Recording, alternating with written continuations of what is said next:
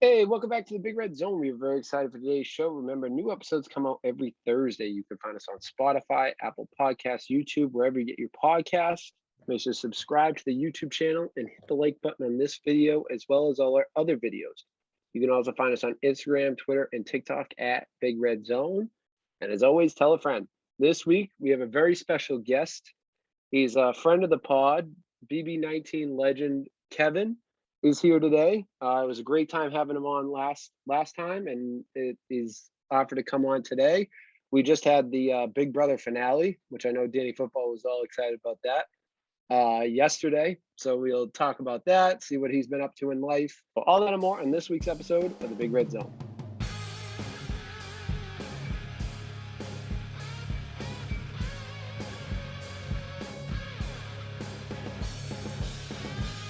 Welcome to the podcast. This is the Big Red Zone. I'm your host, Big Red. As always, I'm joined by Danny Football. How we doing, Big Red? Good week.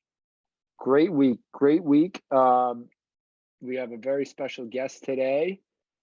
Kevin from BB19 is here, so I know we're very excited for that. And Danny Football quoted and said this was his favorite episode of all time a couple weeks ago. So I know you're excited for today's episode, Danny. Very Football. excited. Very excited. Can't wait to hear about the dunk contest and other things we may not have gotten to last time.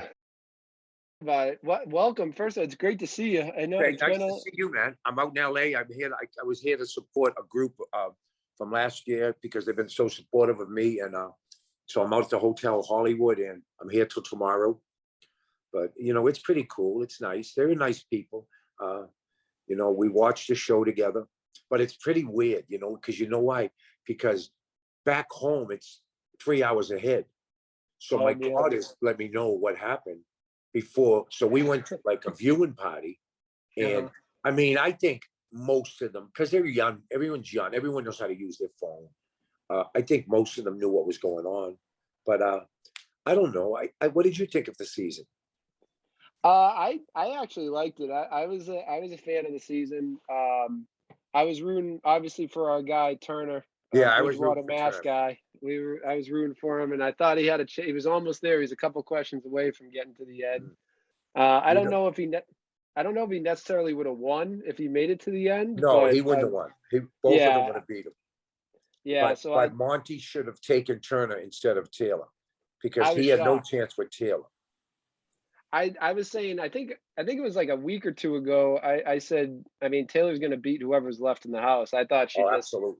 she was No just doubt the about way her jury management was great. She won that big competition. I think it was the final 5 or final 4 HOH, and I just thought her story was better than everyone else's. I thought she was just gonna. I knew it was gonna steamroll. I mean, I was cheering for honestly at the beginning. I picked Michael, Turner, and Taylor. So I had 2 out of the top 3. And now Turner, when I got cast on the show, I had lived in Bridgewater. Mm-hmm.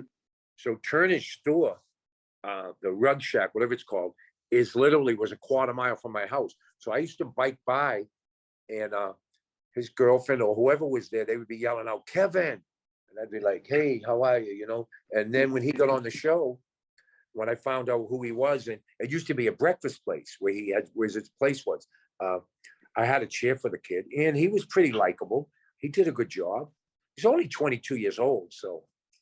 I thought he did a great job. I think the part where I mean it's easy for me to say like watching the show from here, but the big one was I thought he should have kept Alyssa over Taylor at that last vote. No, that's what he should have done. Definitely. I mean, if we're just talking pure gameplay, he definitely should have done that. But I mean, he did all right. He represented himself well. I think he carried himself properly. Everyone could say, well, he backstabbed this person, but I mean, that's part of the game. I'm going out to dinner later on tonight with a couple of them. I'm going to be there. Oh, really? Yeah. Who you meeting? I the winner's going to be there, and like I was in LA last night, and I was at the club, and after the club, they all went to Todrick's house, but I was just too tired because I'm still on Boston time. So I mean, 11 o'clock is 2 a.m. Yeah. So I said, no, I'm just going to go back. So I went back, and I met a beautiful girl, a lady who was on the show, Danielle Reyes. So really nice girl, lady, really nice lady. And then I look around and I see most of the people there are 25 to 34 years old. You know, I'm 61 now. You know what I mean? So I'm a grandfather. And I was like, I mean, it's not saying I wasn't happy to be there. It's just, it's hard, you know, to talk and to get on and to navigate through. You know, you just sometimes you seem out of place. So, but I mean, I had fun. I enjoyed it. I'm being picked up by Kylan, really nice kid. All the cookout people are really nice.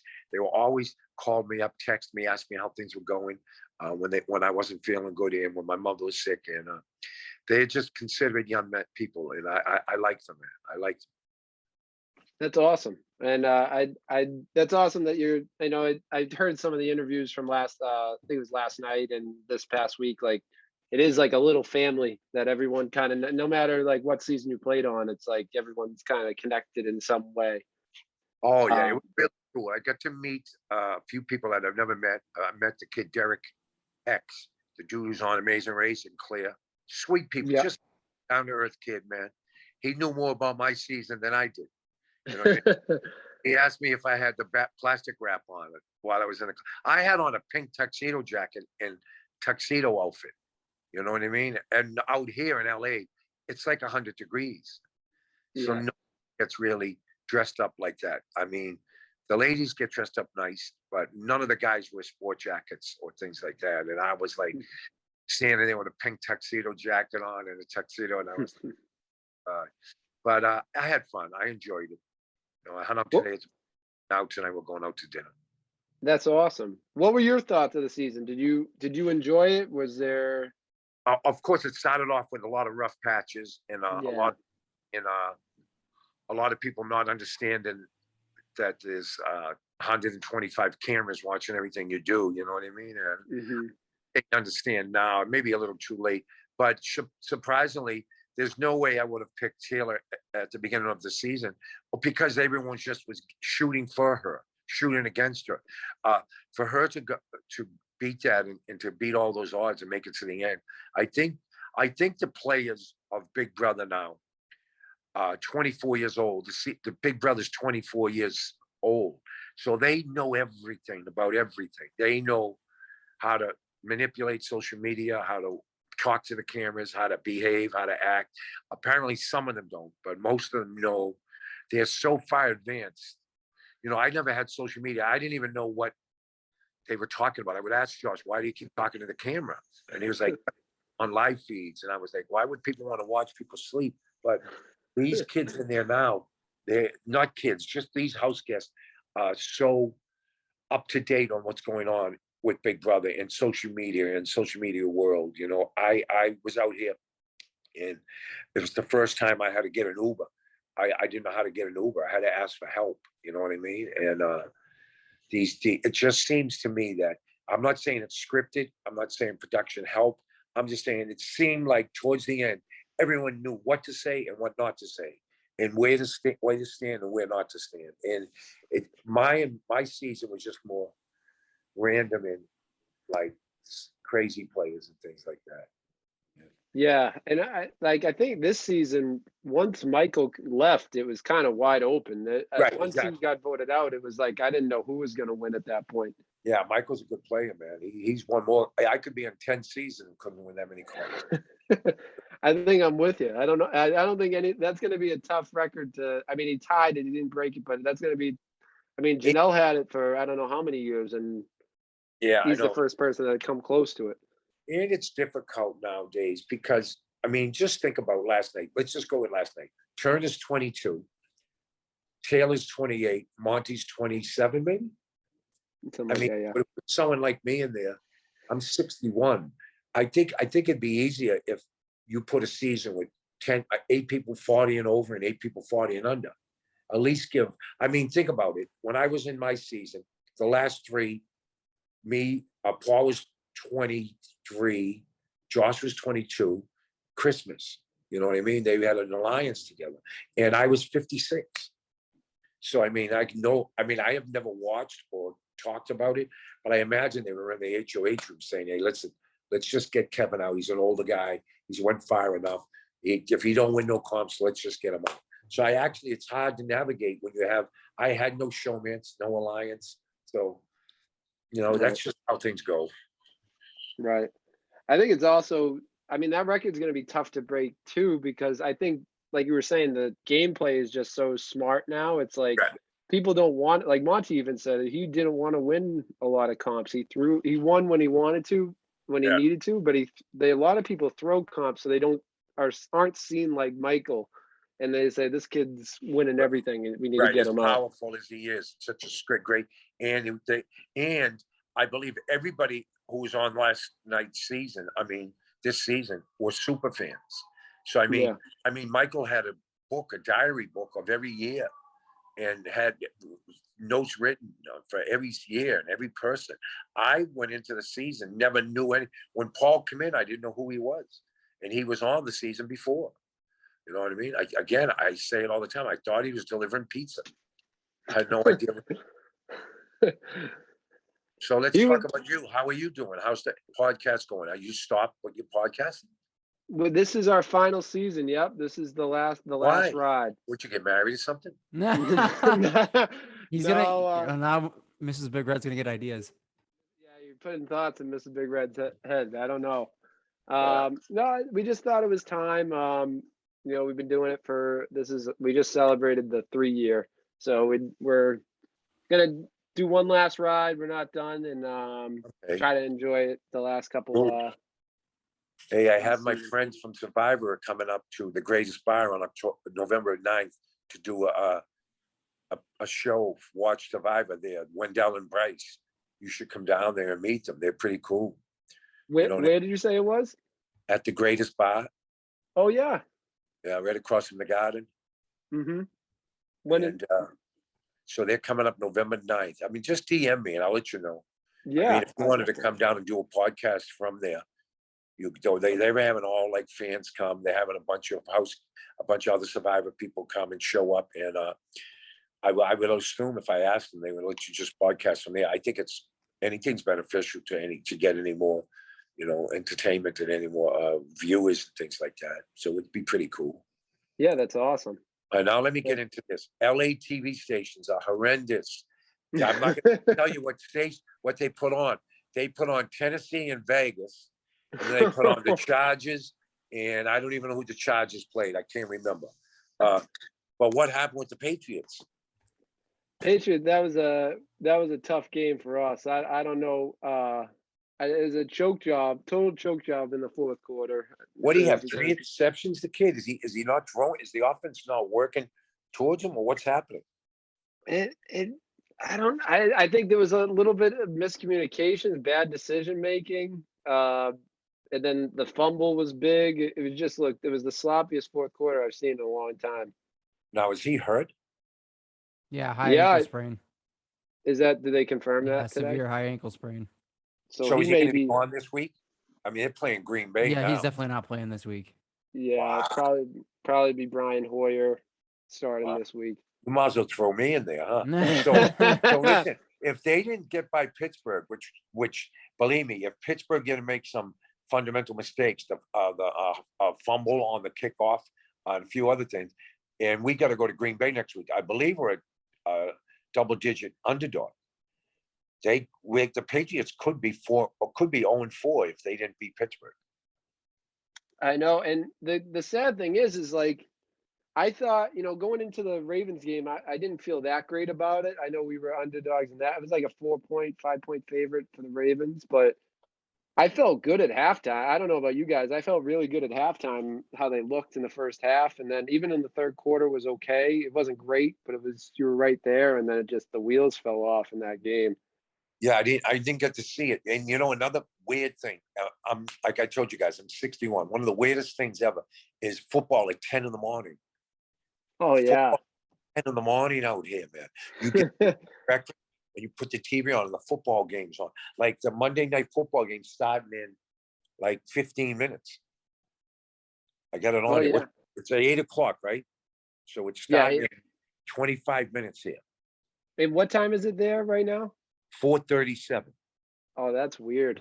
I kind of like that for Monday Night Football, though. Well, I guess if you're working, it's not too great, but like, But not if you're just so acclimated to the usual times, the 1 o'clock yeah, to 4 o'clock to 8 o'clock. And Monday Night Football used to be what Howie Cosell was 9 o'clock at night, one game. You know what I mean? yeah, Now yeah, out here, I mean, I'm going to dinner with the cookout crew, and that's not till 8:45, which is actually 11:45 Boston time. So the game will be over. yeah. So once I finish talking to you guys, I'm just going to sit and watch. It's Dallas and the Giants, right? Yeah. Should be a good game, man. Any predictions? Who you think's going to win that one? Oh, I think the Giants will win. I think the kid's running really good. Their defense is playing good. Prescott's not playing, right? No, should be Cooper Rush. Such a rivalry, and they despise each other so much that the New York fans right about now are getting so hyped that it's going to be wild. I think Dallas may play a good game, but I just think they're going to get beat at the end. I'm going to say 24-17. 24-17. We're going to write that prediction. down. Don't call the bookies up. Don't get me in trouble. I'm putting a bet on it right now. What is the line on it? Let's check it out. We were looking at next week. Let me look up the line there. I think it was it's Giants. The Giants have to be favored. The Giants are only -1? -1. Wow. But then I don't know. Something's going on if they're only -1. What's the total? Over under is 38.5. Dallas is +100. Is it raining in New York or something? Why is the over and under so low?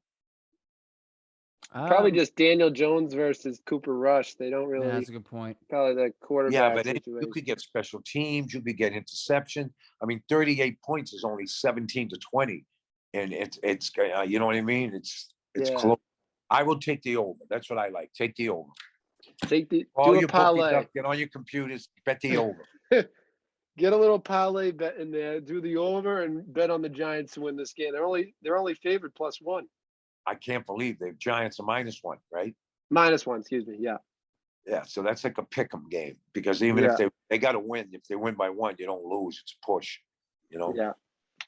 So yeah, I want you guys to come down. I'll contact you when I get home, and I think Wendell and Bryce are having a Survivor party night. Look up Wendell on Instagram, and you'll see him.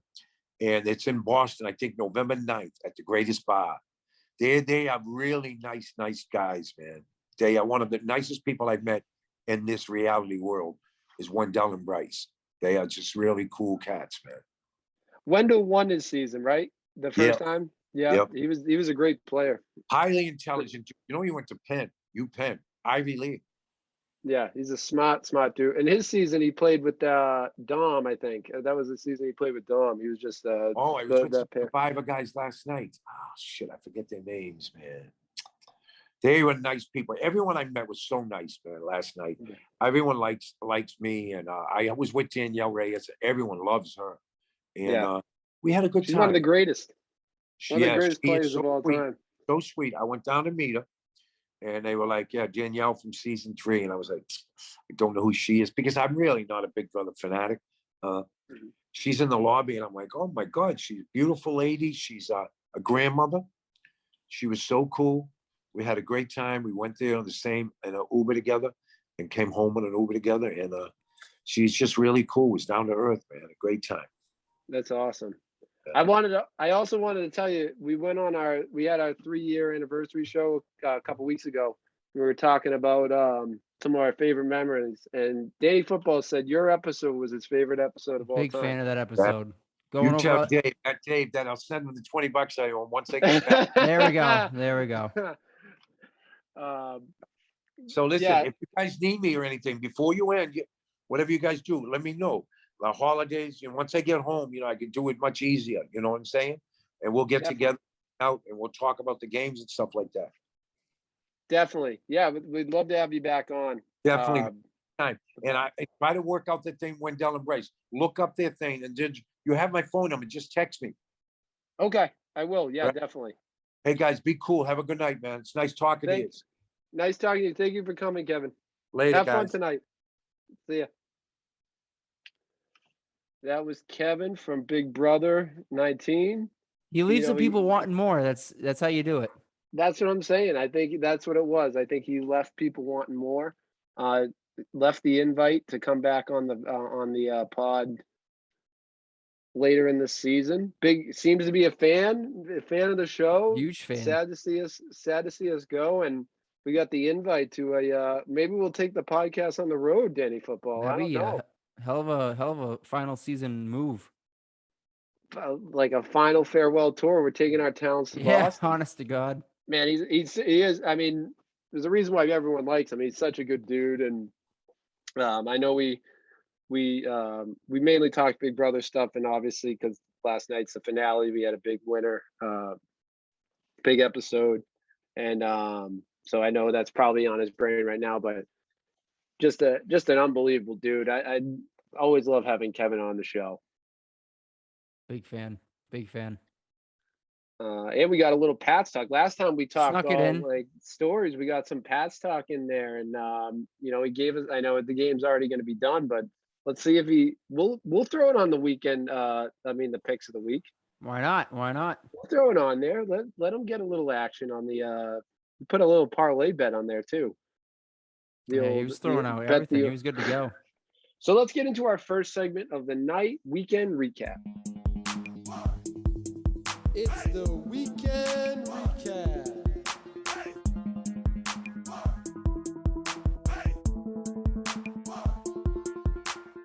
So for weekend recap, we break down 3 games from the NFL week. First up, we have the Bills versus the Dolphins. Now, this was this your game of the week? I believe I picked the Bills. Did I? No, what did I do last week? I think you picked the Bills over the Dolphins, which I agreed with you. I thought that was I'm shocked at this game, to be honest with you. Dolphins win this one, win a huge division game. They're undefeated in the division. They win this one. I just had the game pull up. Dolphins win this one 21-19, a close one in Miami. They moved to 3-0. Bills are now 2-1. I tweeted out, in what world did we ever think that the Patriots would be in last place in the division and the Dolphins would be in first place? I could not have seen this one coming, but it is. I will say it's not for a lack. I think, I thought Josh Allen played really well. You put up 400 yards as a quarterback. You would think you would be able to win that game, or your offense would be able. Your team would be able to pull that one through. Threw 2 touchdowns with that too. One was the big Devin Singletary one. Isaiah McKenzie had a good one too. But Dolphins able to hold on to this one. Tua, Tua's Tua. He's not the traditional 200 yards, 2 touchdowns kind of quarterback, but he gets the game done and gets you win. So general reactions from this, I'm surprised. This surprising win from the Dolphins over the Bills. I feel like this was kind of a trap game. They were coming off that big blowout win last week. They beat the absolute brakes off of the Titans, come into this divisional game on a short week. I don't know if they thought they were going to breeze through this, but clearly the Dolphins are better than we're giving them credit for. And then it kind of comes down to that debacle at the end where they can't get out of bounds and stop the clock. And then I know that clip of their offensive coordinator is going viral for him completely losing his mind at the end of the game. But I don't think the Bills really respected the Dolphins in this game. I know I picked them, but they kind of came out flat. Josh Allen did his thing, but it's on the defense to step up, and that's a defense we saw just tear apart Ryan Tannehill on last Monday. So is it the Bills and everyone else, or is it, the Bills are just in the upper echelon of the AFC, and then, it's going to be a couple team race? I don't know. So I will say through these first 3 weeks is probably the most parity I've seen in the league. Like, I feel like there's no team that's head and shoulders above the rest. Yeah, I totally agree. The NFL this season has been pretty much a crapshoot to see who's gonna. We talked about last week. The Bucks were 2-0 going into this week, and they just kept losing. They look like the most, like I said, the most miserable 2-0 team, and they ended up losing this week. The Eagles, I mean, we kind of saw that they're kind of winning the division. They're 3-0. They look dominant. I don't think we both thought. I know I didn't. I don't want to speak for you, but I don't. I think it's safe to say that we both didn't see this team being as dominant as they have been, and maybe they'll come back down to earth. The Giants, I think, are a big shock. Yeah, I yeah, mean, definitely. and the Cowboys, how flat they've been. I mean, you can go up and down the line, but really, when you look at it, there's not too many undefeated teams in this league. There's only three left: the Dolphins, the Eagles, and the Giants, which we'll see if that continues tonight. Um, and there's only, I want to say, two teams without a win. I think it's two teams. One of them, the Texans, which we knew they were kind of going to be bad. They have a tie in there, but we knew they were going to be bad. And the team that I think, I mean, we're going to talk about them in a little bit. The Raiders. Who would have thought the Raiders would be this bad? I mean, the parity in this league, I think you're right, it's so small, and a couple games here and there. I mean, we were talking about the Bengals being a lock for the AFC Championship. They're in last in their division, so I think it's.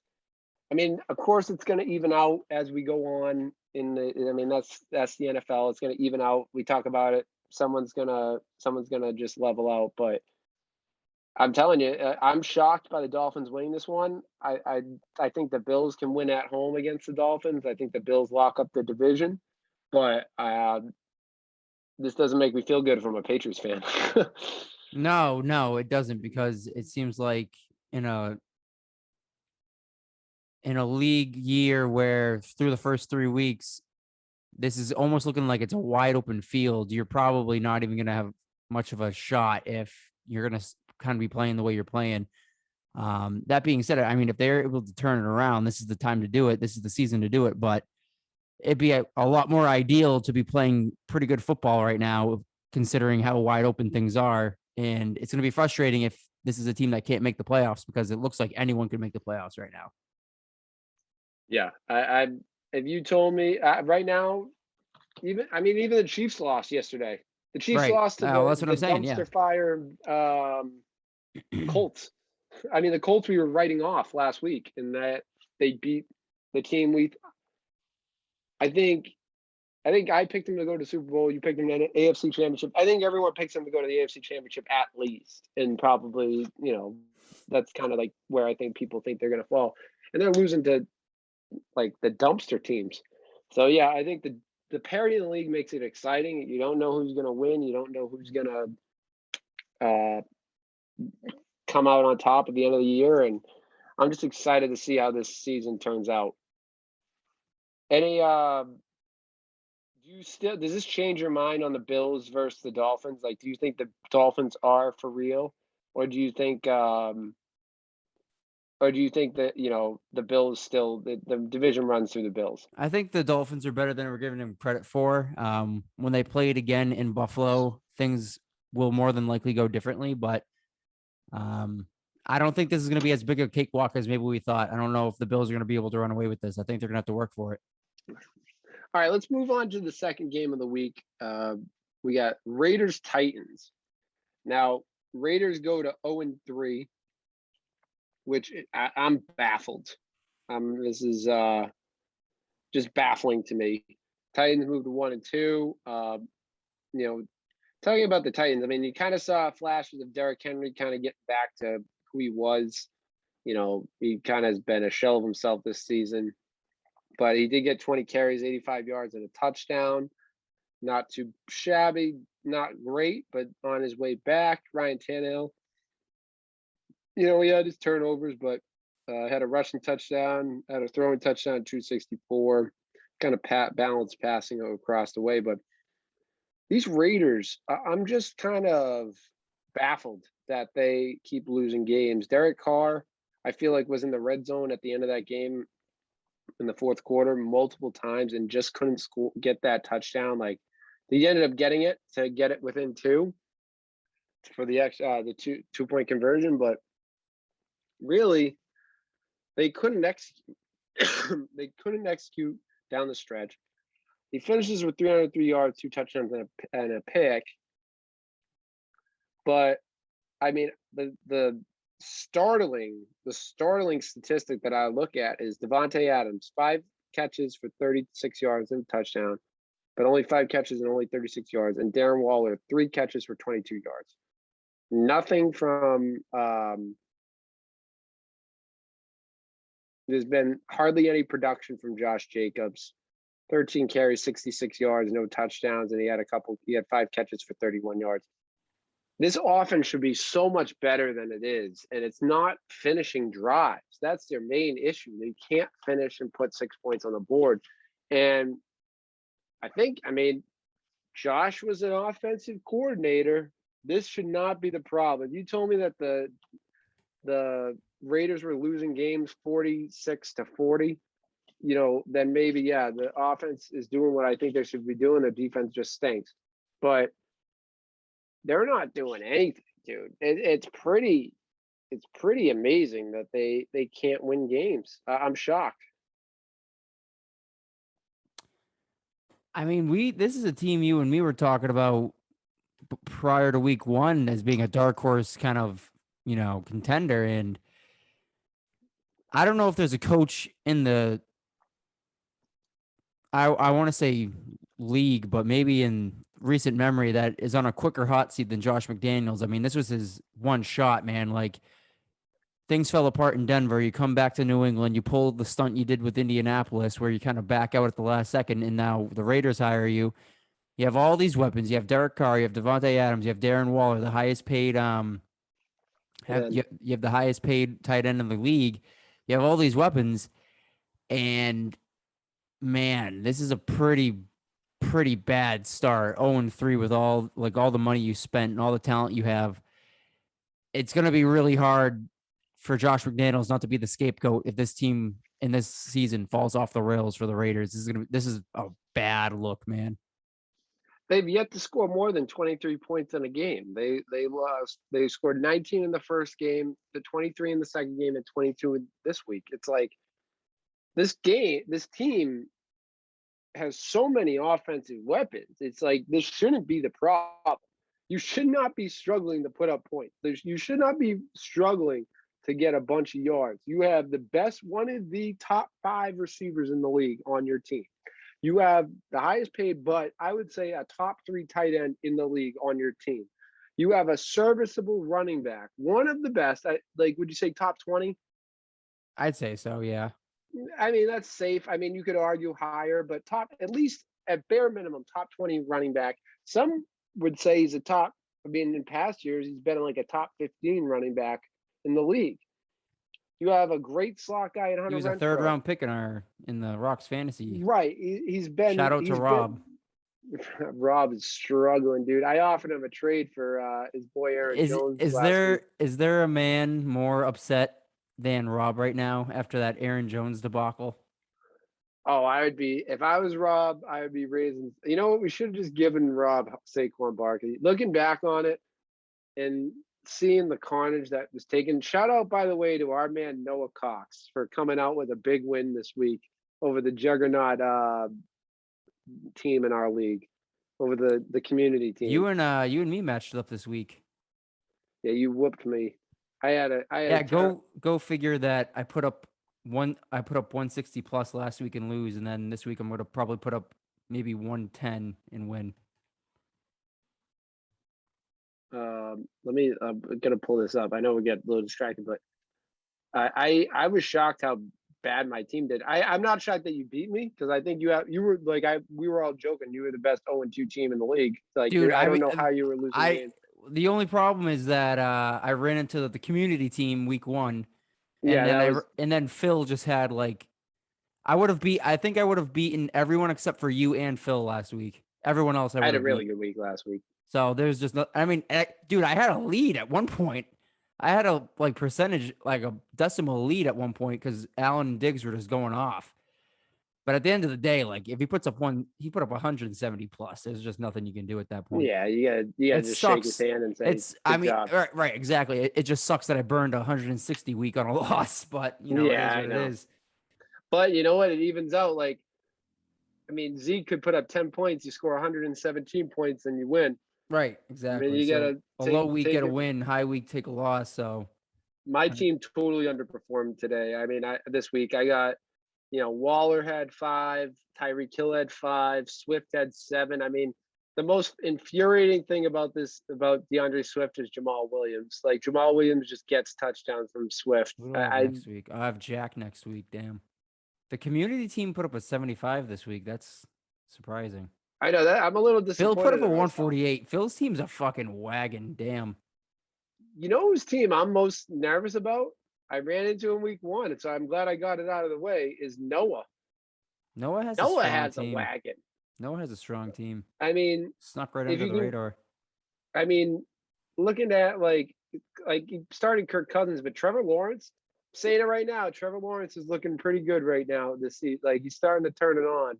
The Jacksonville Jaguars are kind of sleeper. But I mean, his quarterback situation's a little shaky. But I mean, his wide receivers are solid. He has Kelsey. He has Jonathan Taylor. Rashad Penny's. I mean, his RB2 and his quarterback are a little shaky, but that's a good team. I think you have a good team. Like your team is. I have a good is team, really dude. solid. It was just shit luck weeks 1 and 2. That's all it Yeah. was. Just a complete like the community team had a hell of a week 1, and then Phil's just a wagon in week 2. I'm not worried. That's like that was the big thing is I think in prior years I might have panicked going 0 and 2 and been like, damn, I need to do something. But looking at it, I was just like, well, I didn't get blown out in week 1. I was kind of right there. If I did a couple things differently, I could have won. And then I get like we mentioned, like Phil puts up 170. Like there's just nothing I could have done. So I going into this week, I was just gonna I'm just gonna ride it. I lost Evans, which sucked, but I plugged in plugged in Hunt, and it worked out. So I'll have Evans Yeah, back next. I'll have Evans back next week. See how Zeke does tonight. Zeke's kind of on the chopping block right now. So if Zeke has a bad night tonight, I'm probably just gonna go with Hunt for RB2 and just ride with either I'll shift Sutton back down to flex, so that'll be perfect. Yeah, I'll tell you what. I really fumbled the bag this week. I have Devontae Swift and not Devontae Swift, Devontae Smith in a bunch of leagues, and I benched him. But I'll tell you, Zeke is right. I know we're getting on a fantasy football talk, but I think Zeke is on the hot seat for me and my team because for the last 3 weeks I've trotted him out there. And he's done nothing but lose me games. So I'm ready to cut Zeke, to be honest with you. I'm done with Zeke. I'm trying to move him, push him, trade him to whoever will take him. I'm just gonna hold on to him and see what he does. Because I mean the Cowboys just are bad. Considering that I already have this win locked up, it really is just kind of like an open tryout at this point. Like, hey, if you have a good week, I'll ride with you, but if you put up another like single digit night, then you might just be riding the bench, my man. Before we get into, because we kind of already talked about the Pats Ravens, but I will say this may be the worst career week of fantasy football I have ever had in my life. Yeesh. This is the worst week I had. In that league, I put up 69 points against you. That's atrocious. That's embarrassing.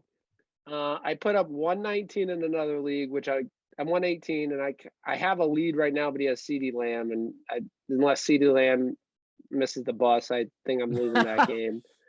I'm losing by 10 to another. I scored 129. He has 139. I'm losing by 10, and I have Zeke. So this is the big determination.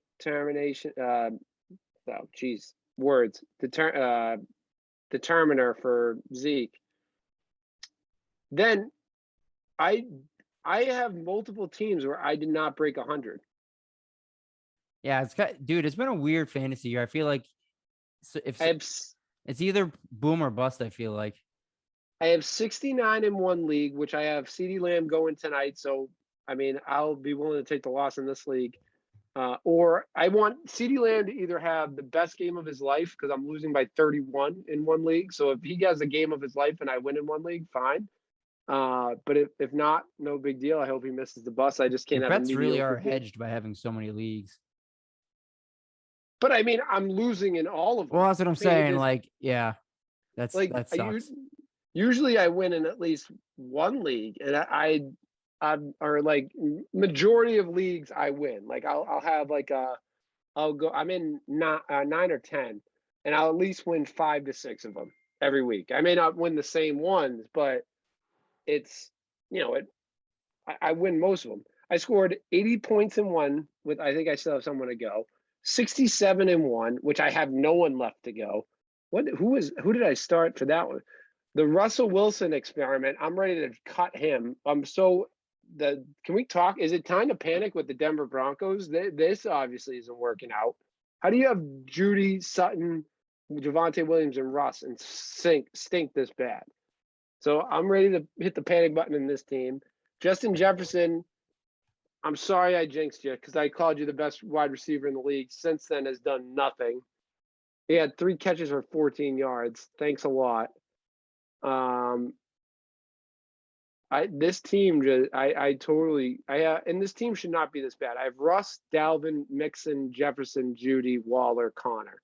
That team should not put up 69 points or 67 points. There's really no one on the bench that would have really changed anything for me. I scored 69 in another league. I have 97 in the Big Red Zone league. So in that one, I'm facing James, and he has Zeke going. So unless Zeke, I need Zeke to either get 10 or not 10, because I'll lose. I may get shut out in 10 leagues. There's a chance. Yeesh, dude. There's a chance. There's a good chance I can win a couple of these though. Like if my record, I could win like 3 or 4 this week, but should we parlay this into waiver wire of the waiver pickup of the week? I don't think you want to know what I have to say because I'm getting abused this week. Well, you need a wait. It sounds like you need a waiver wire guy. Hey, guess what? I'm in our league. I'm gonna be able to pick up whoever I want because my team is just blows chunks. Well, you're gonna be 1 and 2. We're gonna have the same record. Yeah, but you beat me, so won't you be ahead of me? I'll be ahead of you in the waiver wire. No. I don't even know what the waiver wire was this week. I was. Where the hell was that? Oh, I was 5. Damn. All right.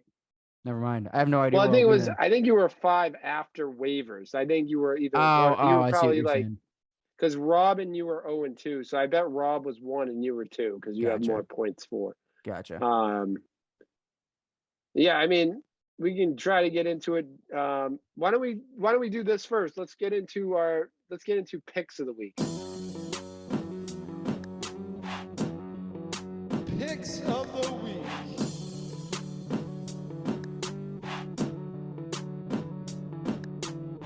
Picks of the week. We pick a game from the NFL week that we think is going to win. We're tied 2-1 apiece. I'm going to go with the Bills over Ravens. Ravens got their big win against the Pats last week. Bills are going to be kind of annoyed after that debacle. The OC in Buffalo owes the booth another camera because he just destroyed that booth, had a temper tantrum. So I think they're going to come out and I think they're going to beat the Ravens. Should be a good game, but I'm taking the Bills in this one. Yeah, this will be a good one to kind of figure out who's going to really take the AFC by the horns. I'm going to go Chiefs over Bucks. 2 teams coming off of rough losses, trying to find their way back. The Bucks look more shot than the Chiefs do, so I'm just going to go with the Chiefs. I think the Chiefs come out and put the Bucks in a hole. I agree. I think the Bucks. They're my Super Bowl pick, but they look pretty awful the last 3 weeks. So maybe some of that gets healed with getting. True. You get Chris Godwin will be back in a couple of weeks. Evans will come off suspension. That'll kind of fix things. But we've seen this. We have seen this in previous years where they get off to a slow start and they kind of figure it out. So maybe I'm wrong, but No, I mean I've been right with you. I think Tom looks miserable. The Bucks look miserable. I just think some of it will be fixed with getting guys back. But Yeah. as of now, I think the Chiefs win this one. But I think the Bucks end up winning into the Super Bowl against the Chiefs. Let's do some waiver pickups of the week. Who do you got for waiver pickup? I was gonna go one way, but I'm gonna go a different way here. Change So, up on the I'm spot. gonna do an on the spot change up just because I feel like this guy is getting a little disrespected, and he had a big week 3, so he's come. Week 1 wasn't great. His week 2 was better, and now week 3 popped off.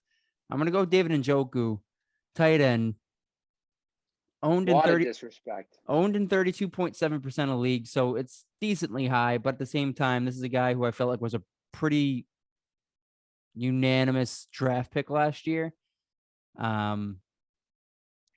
Drops to 23.9, 9 receptions on 10 targets, 89 yards at a touchdown. Tight end is thin, although Zach Ertz in the 8th round is looking pretty good right now. The dude's been consistent as hell. But if you're looking for that kind of backup tight end, I'd go David Njoku every day of the week. I like that. I like that a lot. I was gonna go one way too, but I think I'm changing it up All as right. well. Okay. And I'm gonna stay in the same position. I'm gonna go Wow. with Tyler Conklin, Okay. the New York Jets. Jets. Jets. Double digits in Consistent. every single week. I was going to say very consistent. Has a consistent floor of double digits. He had 11, 10, and 16. He has had 7, 9, and 8 targets in each of the 3 games. Catches most of those. Last week he had 8 catches, 84 yards, no touchdown. But, I mean, it seems like Flacco's been leaning on him. Will that change with Zach Wilson coming back soon? I don't know. But, I mean, like you said, tight end's so shaky. It's hard to find someone that you can have a consistent floor with. And I think Tyler Conklin could be that guy.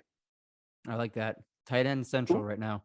Tight end week. I mean, I just had a brutal week from Darren Waller, who I cornered in almost every single league. So helped me in the couple leagues the first 2 weeks, but week 3 was not too good.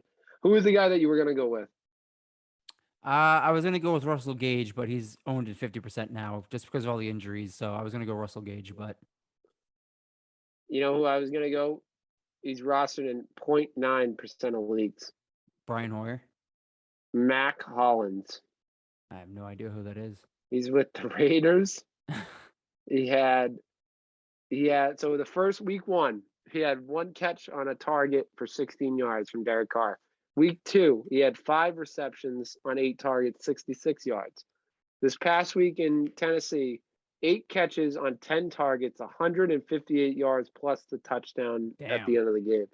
So he's a sneaky guy to go after. I mean, a lot of conversations are probably going to be had in Vegas to go at. Part of that was because I don't think they had Renfro. Was Renfro hurt this week?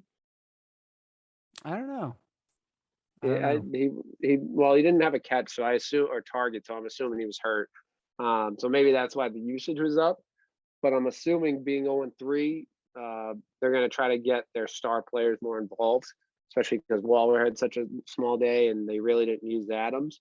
But he's not a bad guy to stash. He's going to be there for you if Conklin and Njoku aren't available. Put a little Mac. How could you go wrong with a guy named Mac? Little Maction right there. Little Maction. So let's move on. Last week our bonus segment was about the Red Sox, which was always fun to talk about.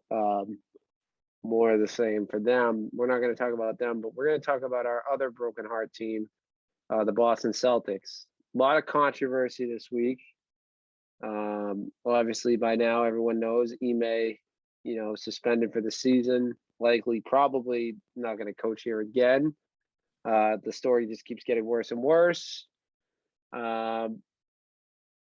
Not really on the situation, Danny Football, but how do you feel about the Celtics going into this season? Because training camp starts in, I think, a week or so. It's coming up. I'm still confident, and I'm going to tell you why. Because optimism. I needed it. From everything I've seen, this had been going on for a decent amount of time. There's no way the guys in the locker room didn't know. Obviously, this was an organizational, like, people in the organization knew. The players definitely knew. I think this is something that may have, I don't want to say weighed on the players, but I think it's something that they may have known about, kind of kept to themselves, and were like, all right, this guy's kind of a scumbag. I don't know. That's just my kind of interpretation. And if we're being honest, Ime did struggle in a lot of those big games in the playoffs with closing and lineups and riding the hot hand. So I'm kind of looking at this with a little bit of optimism that it's not like Jason Tatum is off this team. It's not like Jaylen Brown is off this team. Marcus Smart's not off this team. Rob is going to be healthy in 8 to 12 weeks again, but that's fine. It's a long season. Season doesn't start till Christmas. So you'll have Rob back healthy. And I told my buddy this, if you give me a healthy Celtics roster with a 1-6 playoff seed, I could coach them to the Eastern Conference Finals. Like, this is not a big, I don't think this is as big as a deal as it is being made out to be. Was Ime a good coach? Yes. Did he turn the season around last year with the defensive, mindset? Yes. But at the same time, this is something I put on Eric Spoelstra, and I'm not a big Eric Spoelstra guy, is that, those LeBron, Bosch, Wade teams, dude, you get a free courtside seat. Like, what are you really accomplishing there? I think the same could be said for the Celtics team, not to the extent that they're Chris Bosh, LeBron James, and Dwayne Wade, but this is a core that's been together since they've all been rookies. They all know how they play. They've, 2 wins away from a championship. They know how they play. They know how everything works. They already went through a coaching change from Brad Stevens to Ime. And they struggled out of the gate last year too. So I'm looking at this as this is still a good basketball team. Like, this isn't going to, I don't feel like Jason Tatum's not going to play worse basketball because Ime is not the coach. Like, Jaylen Brown's not going to forget how to shoot because Ime is not the coach. Rob Williams isn't going to forget how to play defense because he's not the coach. I don't see how this kind of detracts wins. Like, if anything, it'll just be a push, or maybe they lose like a couple more games. But like, Ime wasn't like this crazy, like, oh, he's a master of closing out games. So I'm still optimistic. Like, the core is there. No one's gone. We're still a deep team. I'm not hitting the panic button just because we've lost our coach of 1 year. Like, this isn't Doc Rivers getting traded to the Clippers out of nowhere because he didn't want to rebuild. Like, this is a rookie head coach that is gone. Like, I don't know. Maybe I'm wrong. I don't know. Yeah, I mean, I think a lot of what you said is right. I'm optimistic. I'm not saying I think the season's over by any means, but no, that's I'm not ready insane. to hit that The panic. people who are immediately saying, well, now we're done, that's just not the case. Yeah, I don't see us as like sitting ducks or dead in the water or any of that stuff. Like you said, you get Rob hopefully back. I mean, this has been the story of Rob's career since we got him. He's probably going to be back. You got to in think this was the cost of him playing in the playoffs. It was either Right. no Rob in the playoffs and you get him out of the gate next year, or run the tread until there's nothing left, and then you're probably going to lose him in the beginning. So, I'm fine with losing him in the beginning. Dude. I think I'm pretty he sure said it best. I was going to say he was asked, and he said, it's a chance to play in the finals. Like, I'm going to play in the finals. So he ran it until the wheels literally fell off, and you have to give him credit for that. Yeah, mad respect to him. But Rob kind of hurts, but like you said, it's beginning of the season. Like you said, season really starts kicking up at Christmas time. There's still a roster spot to be added. We'll talk about that in a second. And like you said, Ime was a first-year coach. Really, the team started clicking with Ime probably, I would say, January, February. That's when they started. Whenever the energy about the shift tweet went out. Right. That's really, so we had 3 or 4 months. By no means am I saying Ime was not a good coach. Like, no, he was. Had a lot, I mean, he was a very good coach. He had a lot to do with why we made it to the NBA Finals, in my opinion. I think his philosophy and defensive philosophy and like hard-nosed kind of coaching style is something that Brad didn't have. And I think that's what pushed us over the edge. Can we argue that, his decision-making down the line wasn't always great? Yes. But my point in the whole thing was Ime had a year to kind of learn from that. And now we're going to do it all over True. again with another rookie head coach. And I mean, I get he's been in the system for a couple of years, and obviously Tatum and Brown really like this guy, and Marcus and a lot of the Celtics guys like this guy. They actually fought for him. I think it's the same guy I'm thinking of. They fought for him to stay as an assistant. I when think Ime that's took going to be the over. biggest thing, is that he's part of the system. He knows how things work. So theoretically speaking, he could really, I'm blanking on his name, but he could theoretically just step into the role, he already knows what works and what doesn't work. If he needs to, if he wants to adjust anything as he sees fit, fine. But he knows this is a team that needs to play hard defense in order to win. So it's not like we're, calling up, I don't know. It's not like we're calling up Coach K and Coach K's coming out of the, jumping down from the rafters and coaching this team out of nowhere. He's part of the system. So he at least knows how the guys work. It's Joe Mazzulla. So there you go. I feel like he could step in and he knows what works and what doesn't. So Yeah, I think but again, there's going to be that filling out process, and I don't know, man. Some people are better assistants than head coach when they get the chance to make the decision. It could make zero difference, is what I'm trying to say. I think That's it's why I'm going to not make. hitting the panic. I will go on here saying it will make zero difference. And I think they're going to fill Joe's spot as an assistant. I think they're going to fill it with a veteran assistant coach, like someone like, as much as I rip this guy and I don't like him, Fogel or whatever his name, Vogel will come in. David Fizdale, he has head coach experience coming in as an assistant. I wouldn't be shocked. We could see some of those guys come in and just help be a veteran presence for this guy that is going to make his debut. And like you said, I don't know if it really necessarily make a difference, but it definitely could make a difference. I'm not sold on it 100%, but I'm not hitting the panic button. Real quick, we've heard some rumors this week because we still have that open roster spot, training camp starting. Who do you think? I have my guy that I think they should bring back, and I kind of hinted at it. I have a guy that I think they should bring in, but who do you think is a good guy? I know we've done this a bunch of times, but getting closer, who do you think they're going to bring in? Is your guy Jay Crowder? My guy is Jay Crowder. I've been seeing some smoke to that fire, so I'm kind of wondering if that's the move. That's because I'm fanning the Flames, Danny Football. Yeah. I'm fanning the Flames to that rumor. I just think he fits what we need. He plays defense. He's off the bench. He's bigger. We need some size off the bench. He can score it a little bit. He's been in the NBA Finals. He brings veteran leadership. He's been in the system, so he kind of knows what we're trying to do. Has some experience with some of these young guys.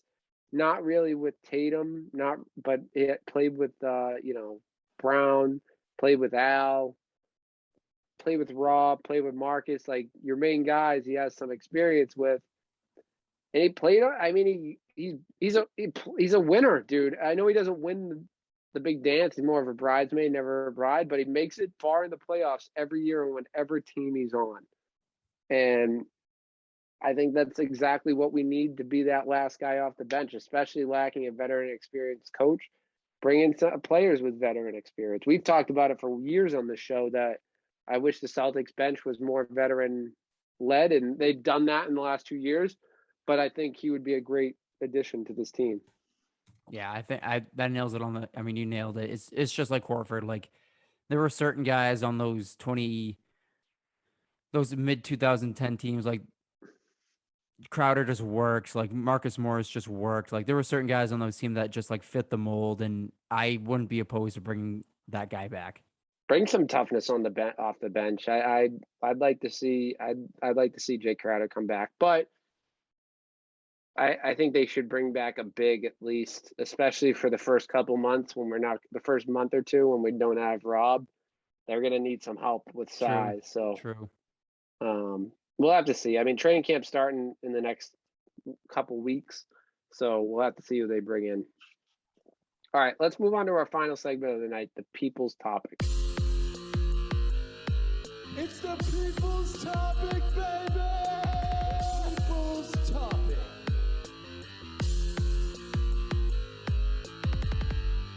So for people's topic, you can write on our Instagram and Twitter page at Big Red Zone. Leave us a comment. Let us know what you're talking about. Jack said Celtics situation. We just talked about that. That's all good. Ed, I wish Kevin was here for this one, but this is a good question. I don't know if you're into these, but he said, Big Brother or Survivor, who's the superior show? I can't speak on this. This is all you, man. This is a tough one for me.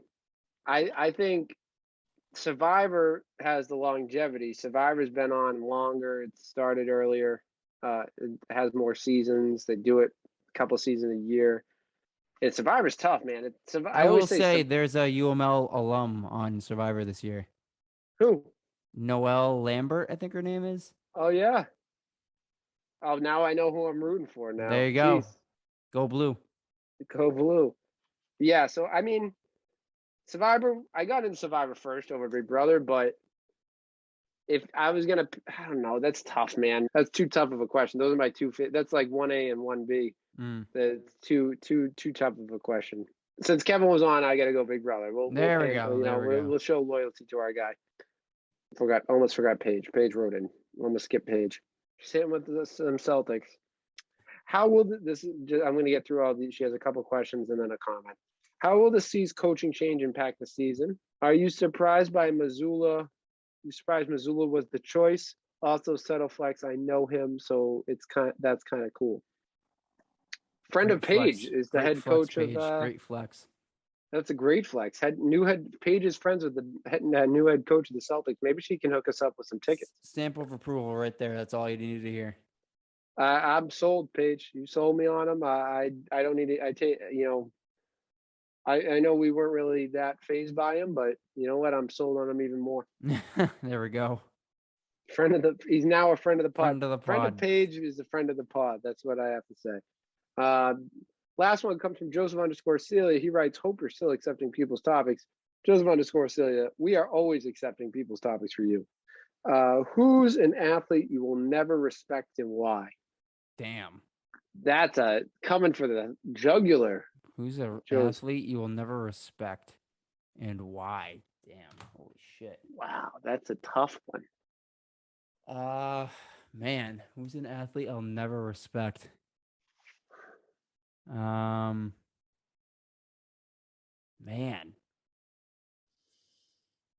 Comes the slugger. I'll never respect Matt Cook for nearly paralyzing Mark Savard. How about that?